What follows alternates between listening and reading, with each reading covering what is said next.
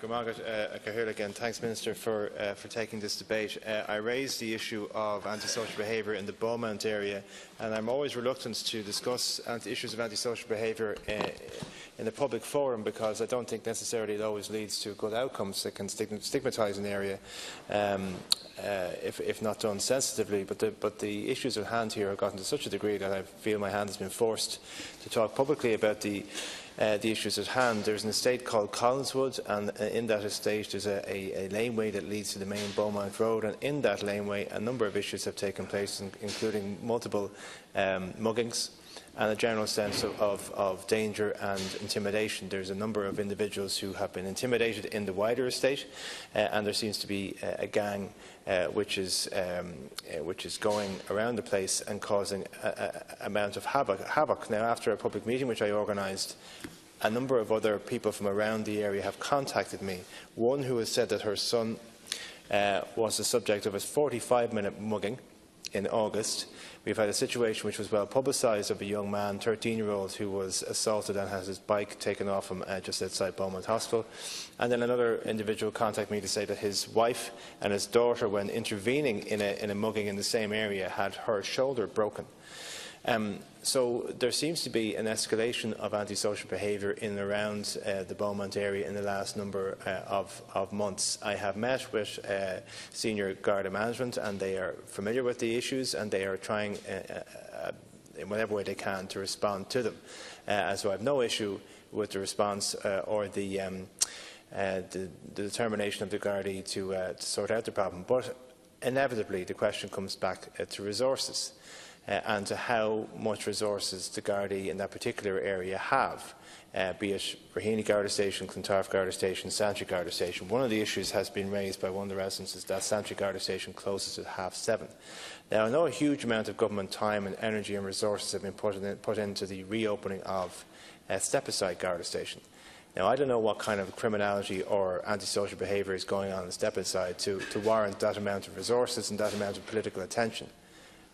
However, this area here that I live near and I'm trying to represent to the best of my ability is in need of some special attention in order to root out this problem and to ensure that people can live quiet lives and not have the sense of intimidation hanging over them and the area in which they live. It's a proud area, it's a good area, it's decent people who are just trying, as I say, to live their lives. So if it wasn't for the seriousness of the issues and the fact that they are coming up time and time again, I wouldn't necessarily be standing here and talking about the nature of it, because, as I said before, I am often reluctant to go public with an issue and name a particular district. So, Minister, what I want from you is to respond positively to what I'm outlining here, to commit to more resources for the Gardaí to be able to patrol the area better, and to give a sense of security for people living locally, so that they can, as I say,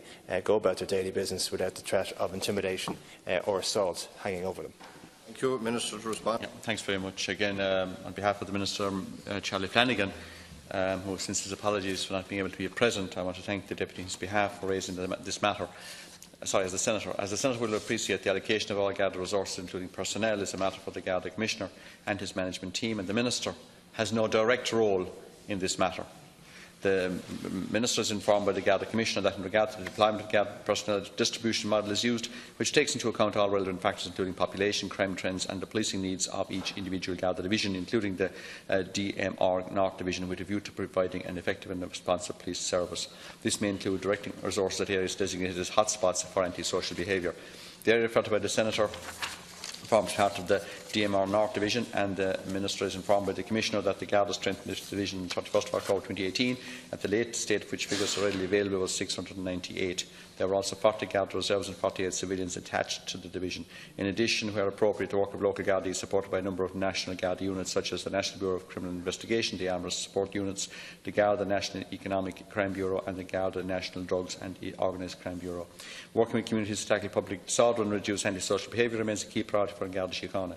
This approach includes a strong focus on quality of life issues and collaboration with local authorities to help address the causes of antisocial behaviour. The Minister emphasises that joint policing committees have a very important role in facilitating consultation, cooperation and synergy on policing and crime issues between Garda Síochána, local authorities and elected public representatives. The active and constructive engagement by elected representatives is very important on the committees. Clearly, Garda visibility is very important in tackling and preventing antisocial behaviour in our communities, and this government remains committed to ensuring a strong and visible police presence throughout the country in order to maintain and strengthen community engagement, to provide reassurance to citizens and to deter crime. Since the reopening of the Garda College in September 2014, just under 2,400 recruits have attested and been assigned to mainstream duties nationwide, of whom 78 were allocated to the DMR division. Taking account of projecting retirements, Garda numbers will reach approximately 14,000 by the end of the year. This focus and investment in personnel is critical.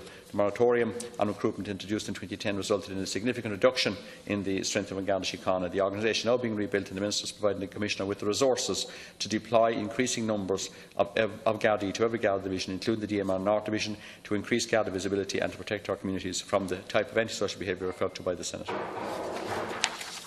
Thank you. Briefly. Thanks, Gaheerdig. Unfortunately, Minister, I'm not overly impressed with the reply, because what happens is that the Gardaí tell us they need more resources, and it's a political decision. You go to the political masters and they say it's an issue for the Garda Commissioner. The Assistant Garda Commissioner said that step-aside Garda Station wasn't a priority, yet you're going ahead and you're opening it. So what I'm asking you is, again, to impress on the Minister the seriousness of what's happening in this area. The fact that a number of muggings have taken place, the fact that a number of assaults have taken place, that young people are being targeted and are being effectively traumatised by the situation. I sat in the kitchen of one family where the young man is traumatised by the ordeal that he went through. I'm referring to a 45-minute mugging, which is an appalling thing for anybody to go through. And your answer to me is that it's up to the Garda Commissioner to decide where the policing resources go. I would suggest to you that a greater emphasis needs to be put on policing in the North Dublin area, and to stop this obsession with step-aside. Briefly, again, regarding the division, it is a matter for the Chief Superintendent of the Division to determine the optimum distribution of duties among the personnel available to him or her, having regard to the profile of the area and its specific needs. Community policing is at the heart of Garda Síochána and has a proud record of engaging with communities to address their concerns and successfully tackling the type of antisocial behaviour referred to by the Senator. There are a range of strong legislative provisions available to Garda Síochána to combat antisocial behaviour, including provisions under the Criminal Justice Public Order Acts, the Criminal Damage Act and the Intoxicating Liquor Acts. There are also